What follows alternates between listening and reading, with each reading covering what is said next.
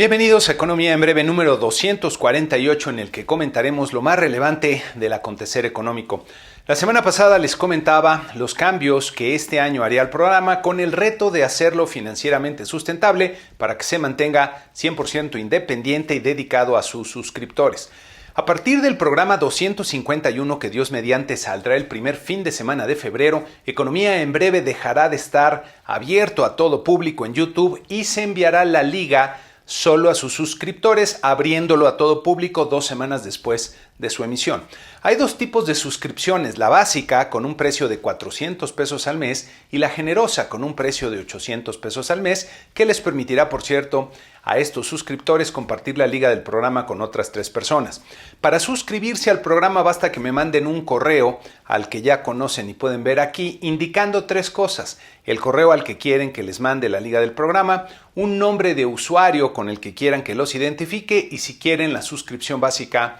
o la generosa. En su momento les agradeceré también enviar el comprobante de pago en algunas de las opciones que pueden ver aquí para activar su suscripción, y si quieren evitarse el estar haciendo el pago mensualmente, se puede hacer de forma anticipada, ya sea trimestral o anual.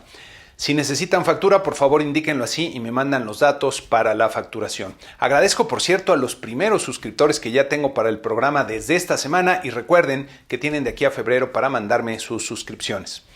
Pasando a los temas de la semana, en México tuvimos las cifras de la producción industrial de noviembre que presentan una lectura negativa. Como pueden ver en este cuadro del INEGI, la producción industrial se contrajo 0.1% mensual, destacando un crecimiento nulo en su principal componente, que son las manufacturas, y una caída de 0.6% en la construcción.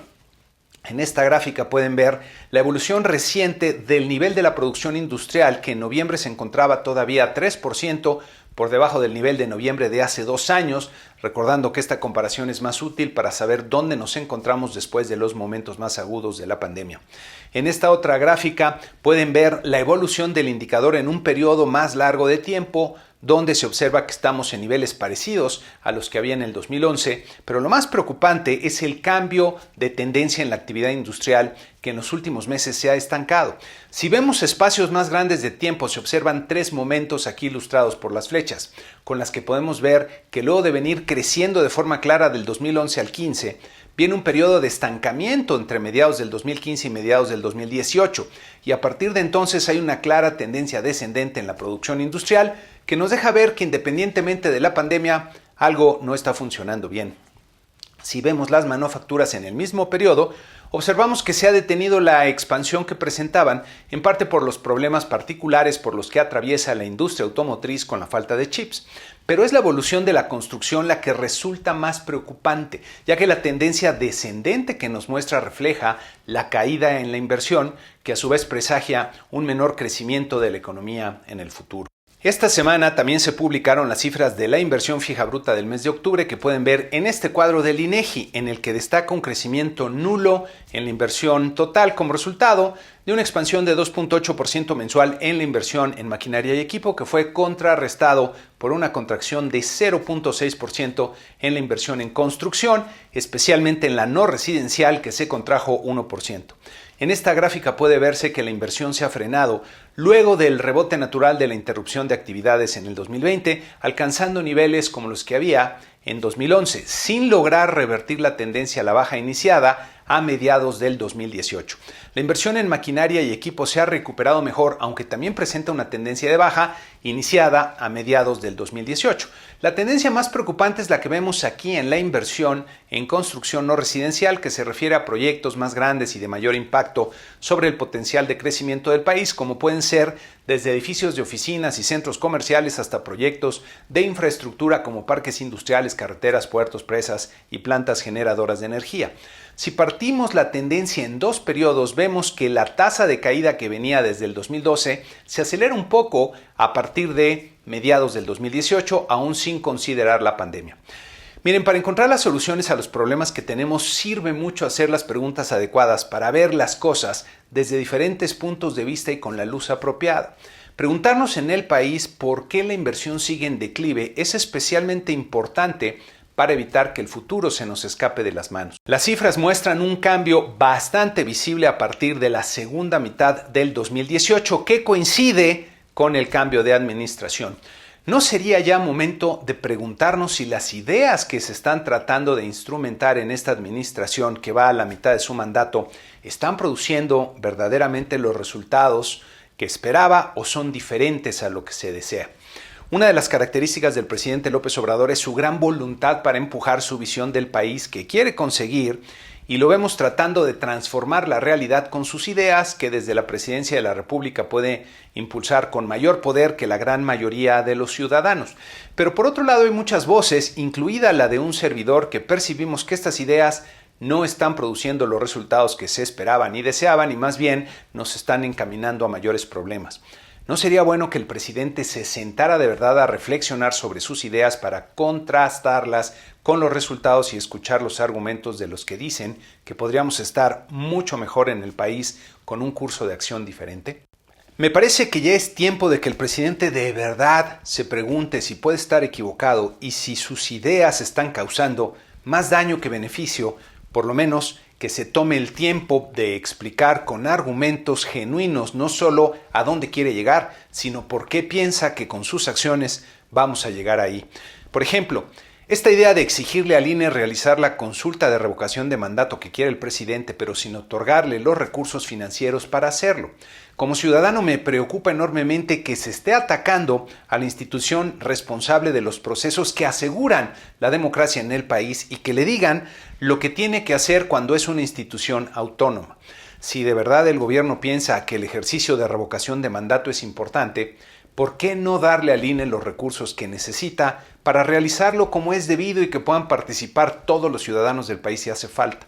Para muchas personas informadas es evidente que se está tratando de doblegar al INE, estrangulándolo presupuestalmente para que deje de ser un estorbo a la voluntad del presidente. El problema es que forzar la voluntad de las personas para conseguir lo que se busca a base de puro poder puede ser efectivo para algunas cosas y en la política, pero para un país termina siendo contraproducente y perpetuando la pobreza y la desigualdad, y no es el camino para generar prosperidad. Ojalá se reflexione. Revisando la inversión, lograr los niveles que requiere el país no se ha logrado forzando la voluntad de los empresarios. Lo que se requiere es crear las condiciones adecuadas de respeto y reglas claras, y entonces sí, la inversión aparecería por sí sola, pero mientras sigamos con esa dinámica de avasallamiento del poder presidencial sobre las instituciones de los ciudadanos, la inversión seguirá débil. Esta semana, por cierto, se anunció la decisión de Citi de salir del negocio de banca de consumo, pequeñas y medianas empresas en México, lo que ha causado un gran revuelo en la opinión pública e incluso preocupación al ser una mala señal para el vapuleado entorno de negocios en el país, por lo que vale la pena hacer algunos comentarios al respecto. Primero, lo que señala la institución es que la decisión está alineada a los principios de su cambio de estrategia para dirigir sus recursos a oportunidades que estén alineadas a sus fortalezas centrales y ventajas competitivas. Cabe notar que no solo es México donde está saliendo de este segmento bancario, sino también en Asia y en Europa. Desde el punto de vista de negocios, la decisión de Citi implica reasignar su capital hacia aquellos segmentos en los que considera puede proporcionar más valor a sus accionistas. Y en ese sentido, la decisión es entendible desde este punto de vista, considerando los cambios y retos que enfrenta la banca, ya que participar en todos los segmentos se está volviendo cada vez más complicado y el segmento que abandonan no es su fuerte. Con la incorporación acelerada de nuevas tecnologías, los ladrillos pierden valor ante los circuitos electrónicos y las sucursales físicas se encarecen respecto a las sucursales virtuales en Internet. Algo que ha cambiado notablemente en el negocio bancario es la regulación que a nivel global y especialmente en Estados Unidos se ha endurecido para tratar de prevenir las operaciones y actividades ilegales, especialmente del crimen organizado y del terrorismo, lo que implica costos más elevados y procedimientos de cumplimiento más complicados. Para la alta dirección de Citi, este segmento representa más dolores de cabeza que beneficios, ya que pesa más el aumento en el riesgo reputacional que implica la operación al menudeo que la rentabilidad que ha conseguido de ella. El riesgo reputacional es aquel que se presenta cuando se hace pública alguna operación que involucre recursos de procedencia ilícita que haya perforado los mecanismos de control institucionales, lo que puede dar lugar a fuertes sanciones legales y penales hasta llegar a la cancelación de la licencia de operación. Aunque la decisión es 100% de negocio, me pregunto si el repunte de actividades del crimen organizado en el país que se observa hasta en los procesos electorales en varias entidades fue un factor que magnificara las preocupaciones de riesgo que percibe la alta dirección de Citi. Viendo hacia adelante, la decisión tendrá distintas repercusiones, comenzando por el ecosistema bancario en México, donde ya veremos quién terminará comprando y bajo qué condiciones el negocio que deja Citi. Algo que he comentado en el programa y diversos foros es que la crisis producida por la pandemia propiciaría procesos de consolidación en diferentes sectores, donde algunas empresas abandonarían actividades o venderían activos que ya no les resultaran estratégicos, y lo que ocurre con Citi me parece que encaja en esta dinámica. Es probable que en el sistema financiero mexicano veamos más acciones de este tipo, tal vez con algunas instituciones más pequeñas saliendo del mercado ante las dificultades que representa el entorno, y grandes corporativos internacionales podrían llenar estos espacios. Citi deja claro que reasignará sus recursos, lo que quiere decir que lo que obtenga de esta venta será retirado del país para ser invertido en otro lugar. Y esto puede tener repercusiones sobre nuestro mercado cambiario y tipo de cambio si el comprador fuera alguna institución de origen nacional y con recursos en pesos. Ojo a este tema. Algo que me llama la atención es la forma del anuncio de venta que se hace antes de tener un comprador, ya que esto los pone en una posición más débil para la negociación, por lo que algunos financieros expertos suponen que ya se tiene al comprador y si está en el proceso de hacerlo público, ya veremos qué pasa aquí. Para los clientes de Banamex no debería haber repercusiones de consideración, ya que las actividades de la banca de consumo seguirán funcionando. Tal vez la incertidumbre que genera en el personal que labora en el banco, naturalmente preocupados por su trabajo y su futuro, puede afectar la calidad del servicio, pero la solidez de la institución no cambia con esta decisión y siguen teniendo el respaldo del IPAB en sus depósitos de acuerdo con las condiciones establecidas en la regulación. Otra pregunta pertinente es si las autoridades regulatorias, especialmente la CNBV, estarán a la altura para conducir sin contratiempos negativos en el sistema esta operación, ya que han perdido gran parte de su personal más calificado. Por último, muchas personas que conocen el patrimonio cultural que forma parte de Banamex, que incluye diversas obras de arte y hasta el famoso Palacio de Iturbide, se preguntan qué pasará con él y algo habría que hacer para preservar este patrimonio. En fin, ya veremos cómo se va desenvolviendo este evento y comentaremos cuando haya algo relevante que compartir. Regresando a los indicadores, también se publicaron en esta semana las cifras del consumo privado del mercado interior que pueden ver en este cuadro del INEGI, con un crecimiento de 0.2% en el mes de octubre, cifra todavía débil, especialmente porque el consumo en bienes nacionales apenas creció y en los servicios hubo un crecimiento nulo. En esta gráfica puede verse que el consumo privado básicamente se ha estancado en los últimos meses, ubicándose en niveles que tenía hacia el 2017. Por cierto, a pesar del fuerte repunte en las remesas que se reciben del extranjero y de la notable recuperación en el número de asegurados en el IMSS. Hacia adelante, el panorama para el consumo de los hogares se ve complicado, ya que muchos de ellos sufrieron fuertes impactos en su situación financiera al perder su trabajo o su negocio, y la incertidumbre sigue siendo muy elevada. Hasta no tener perspectivas más claras sobre su futuro, los hogares serán, creo yo, muy cautelosos con su gasto. En la semana se revisaron también las expectativas del IMEF de acuerdo con lo que pueden ver en estos cuadros, destacando sobre todo para 2022 una revisión a la baja del pronóstico de crecimiento del PIB de 2.9 a 2.7% y un aumento en la inflación esperada para el cierre del año de 4.1 a 4.3%. También se revisó al alza la expectativa para la tasa de interés de la política monetaria para el fin de año de 6 a 6.5%, como pueden ver aquí. Vale la pena recordar que estos pronósticos provienen de una encuesta elaborada por el Comité de Estudios Económicos a 35 de los economistas de mayor prestigio en el país. Pasando a Estados Unidos, en la semana tuvimos un triple whammy en los indicadores, y perdón por el anglicismo, pero la palabrita es simpática y descriptiva.